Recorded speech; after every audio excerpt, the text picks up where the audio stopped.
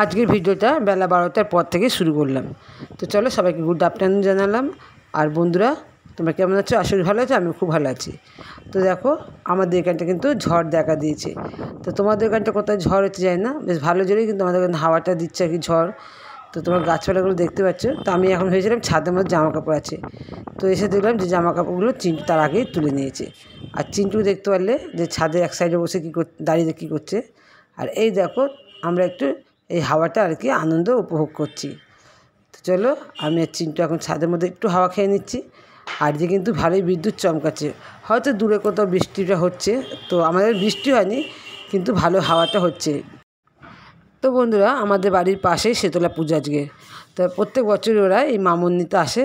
তো চলো এই যে মামুন নিতে এসছে, আর আমি একটু ওপর থেকে ভিডিও করছি। আমার যা মামুন দেয় আমি তো দিই না, বাড়ির যেখানে একজন দিলি হলো। আর যেহেতু যা নিচে থাকে এবং তা ওই জন্য প্রথম থেকেই দিয়ে আসে মামুনটা। তো এবছর মামুনটা নিল না, ওরা চলে গেল, এই পাশের বাড়ি থেকে নিল, নিয়ে চলে গেল। তো চলো আমি এদিকে রান্নাটা বসিয়ে দিচ্ছি। আজকে কী রান্না করবো বলো তো? ভেবেছিলাম যে কাঁচকলা রান্না করবো, তো কাঁচকলা রান্না করবো না, তো রান্না করবো আজকে একটু সয়াবিন ছিল, আর 3-4টে পটল ছিল, আর আলু। এই পটল আলু সয়াবিনের তরকারি করবো, ঠিক আছে? বন্ধুরা চলো জিরে ফোড়ন দিয়ে দিলাম। আর রান্নাগুলো তোমার সঙ্গে সেভাবে শেয়ার করবো না আমি। তো জিরে ফোড়ন দিয়ে জিরে ফোড়ন, আদা আর জিরে বাটা দিয়ে তরকারিটা করবো আজকে। তো যাক, রান্নাগুলো কিন্তু খুব ভালোই হয়েছিল।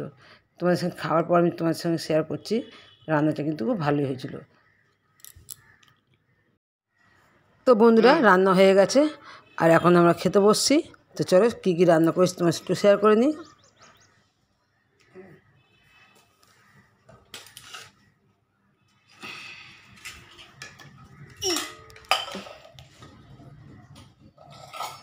বসে কর।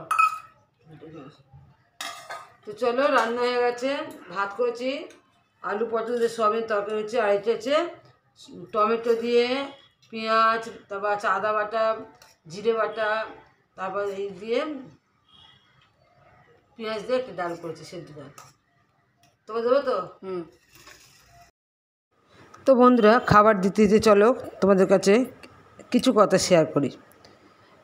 তো আমাদের যে সোশ্যাল মিডিয়া, আমরা ভালো করলেও কমেন্ট আসবে, খারাপ করলেও কমেন্ট আসবে, তাই না? তো চলে আমি একটা কমেন্টের উত্তরে আমি তোমার সঙ্গে আজকে সেই উত্তরটা দেব। তো আমার আগের ভিডিও তোমার সঙ্গে শেয়ার করেছি যে আমার ঘরে যে পরিস্থিতি, তার জন্য আমি একটা কাজে নেমেছি, তাই না? তা সেখানটা এক ভাই বলো, দাদা বলো, যেই হোক, সে কমেন্ট করেছে যে এবার আপনি 2টো করে চুল বেঁধে ভিডিও করবেন। তার মানে কি, যেহেতু আমি লোকের বাড়ির কাজ করছি, মানে যেহেতু আমি একটা রান্নার কাজ করছি, সেই লোকের বাড়ি হোক যেখানে হোক, তো সেই জন্যে তার উদ্দেশ্যটা, মানে তার মনোভাবটা বা তার চিন্তাভাবনাটাই, যারা লোকের বাড়িতে কাজ করে তারা খুব নিচু শ্রেণীর মানুষ, তারা অশিক্ষিত, তাদের মানে তারা ভিখারির থেকেও অধম, তাদের খাওয়া দাওয়া জোটে না, এইরকম একটা পরিস্থিতির মধ্যে তারা থাকে, বা তাদের আর কি তাদের এরকম একটা পরিবেশ। তা আমি সেই সব মানুষের উদ্দেশ্যেই বলি, যারা মানুষকে মানুষ মনে করে না বা কাজকে খুব ছোট করে দেখে, তারা আসলে যায় না কি প্রকৃতির মানুষ, যারা কাজকে ছোট করে দেখে এবং কাজের ধরন অনুযায়ী তাদেরকে সাজ পোশাক পরতে বলে। তো বন্ধুরা আমাদের বাড়িতে, প্রত্যেকের বাড়িতে মা বোনেরা কাজ করে, তাই না? তা এক কথা, মানে ওই সব দাদাদের বা ওই সব মানুষের কথা হচ্ছে এটা ঝি আমরা কাজের লোকেরা ঝি বলি, কথাটা এতটাই আমার খারাপ লাগে, ঝি বলি। তা তারা ভাবে যে কাজের লোকেরা ঝি। তা বাড়িতে যারা কাজ করছে আমরা, সেই মা বোনেরাও তো ঝি। তা একবার তাদের বলে দেখি না যে 2টো করে বিনি করতে, বা আরও যারা আমরা কাজের মানুষদের ছোট নজরে দেখি, সেইভাবে বলে দেখি কেমন লাগে। তা আমরা কিন্তু সেখানটা বলতে পারি না, আঁতে ঘা লাগে কেন, তার সঙ্গে তোমার রক্তের সম্পর্ক, সেই জন্যে। আর যাকে আমরা বলি তাদের সঙ্গে তোমার রক্তের সম্পর্ক না, সেই জন্যে। তবে বন্ধুরা বা এইসব মানুষদের উদ্দেশ্যে বলি, রক্তের সম্পর্কের থেকে বড় সম্পর্ক কী জানেন তো? ভালোবাসার সম্পর্ক। আপনি আমি সবাই কিন্তু পৃথিবীতে সে একমাত্র ভগবানের ইচ্ছাতেই। আপনি একটা মানুষ, আমি একটা মানুষ। আপনার যে ফিলিংসটা আছে আমার মধ্যে সেই ফিলিংসটাই আছে। আর যাদের আমরা ঘেন্নার চোখে দেখি বা ছোটো দেখি, সেই সব মানুষগুলোর কথা একবার ভেবেছেন? তাদের বাড়িতে কি উঁকিঝুঁকি মেরে দেখুন তো। এই যে কাজের মানুষটা আপনার বাড়িতে দৌড়ে দৌড়ে চলে আসে, তার ঘরে কিন্তু অসুস্থ মানুষ আছে, ছোট বাচ্চা আছে, স্বামী আছে, পরিবারে আরও লোকরা আছে। সে কিন্তু কারোর কথা ভাবে না, সে আপনাদের কথা ভেবে, আপনার পরিবারের কথা ভেবে, আপনার ছোট বাচ্চার কথা ভেবে, আপনার অসুস্থ মা বা বয়স্ক মা আপনার কথা ভেবে দৌড়ে চলে আসে। কেন? টাইমে দুটো খাবার করে দিলে আপনারা খেয়ে শান্তিতে নিশ্চিন্ত মনে স্কুলে, কলেজে, কাজের জায়গায় যেতে পারবেন, যাতে আপনারা অপমানের হাত থেকে বাঁচেন। আপনার অসুস্থ পরিবারে যে অসুস্থ মানুষটা আছে, সে যাতে একটু সুস্থ থাকতে পারে। আপনার বাড়িতে কত রকম রান্না করছেন বলুন তো? তাকে 14 রকম কাজ করাচ্ছেন, নানা রকম খাবার। কই একবারও তো জিজ্ঞেস করে না যে দিদি, আমার তো মনে হয় আপনাদের মতো মানুষরা সম্মান দেয় কি যায় না কাজে মানুষদের। আপনার বাড়িতে কী রান্না হচ্ছে বা দুটো রান্না করা খাবার দিয়েছেন? এগুলো কিন্তু আমরা অনেকেই দিই না, অথচ রান্না করাই। একটা মানুষকে আমি যদি আমার পরিবারে 5 জন মানুষ খেতে পারি, সেখানে একটা মানুষের খাবার কিন্তু আমি দিতে পারি, এটা কিন্তু সেবা করা। আমরা ঈশ্বরকে, ভগবানকে দিই। আমার ঘরে কোনো পুজো হলে মানে একদিনে 1000 টাকা খরচ করে ফেলি, তাই না? কিন্তু আমার যে কাজের মানুষটা, যার জন্য আমি টাইমে সব কিছু করতে পারছি, আমি নিজে সুস্থ আছি, তাকে কিন্তু আমরা দিতে গেলে কিন্তু অনেক চিন্তা ভাবনা করি।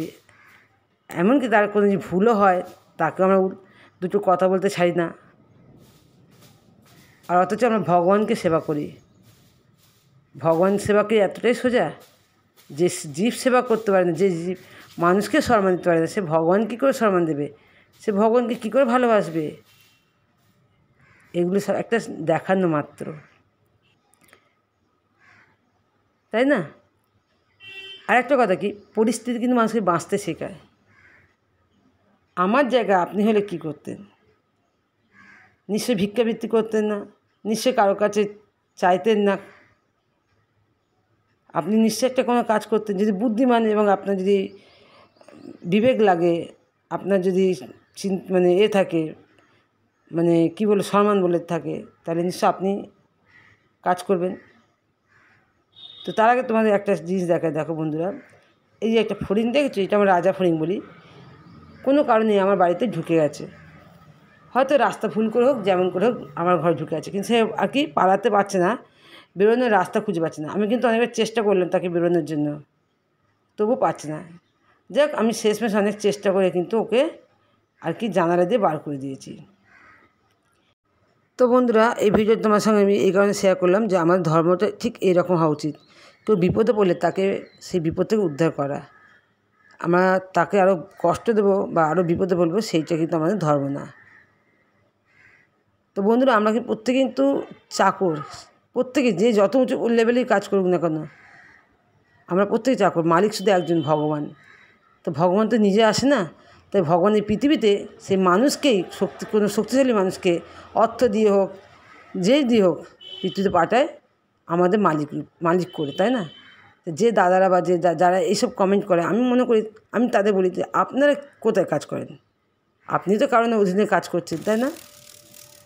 এইভাবে কমেন্ট করার আগে চিন্তাভাবনা করবেন যে পরিস্থিতি, সেই মানুষগুলো কোন পরিস্থিতি আছে। আমার এই পরিস্থিতি হয়তো একদিন কেটে গেলে হয়তো আমি, যদি আমার ভালো লাগে, নিশ্চয়ই আমি কাজটা করব। আমি মনে করি যারা এরকম অভাবে থাকে বা কষ্টের মধ্যে পড়ছে, বসে না থেকে যে কোনো কাজ করুক। আর আমি বারবার এই কথাটা আমি তাদেরই উদ্দেশ্যে বলি, যারা এই ধরনের কমেন্টগুলো করে বা বলে। একবার ভাববেন যে ওই জায়গাটা আপনি হলে কী করতেন। আর একটু মানুষকে সম্মান দিই, খুব ভালো লাগবে। আপনি একটা মানুষ, তো আমিও একটা মানুষ, আমরা সবাই মানুষ। অন্তত বিশেষ করে মেয়েদের সম্মান দিন, দেখবেন। কারণ আপনার পরিবারে একজন আছেন মেয়ে, যিনি হচ্ছে আপনার মা। চলো ভিডিওটা শেষ করছি, সবাই ভালো থেকো।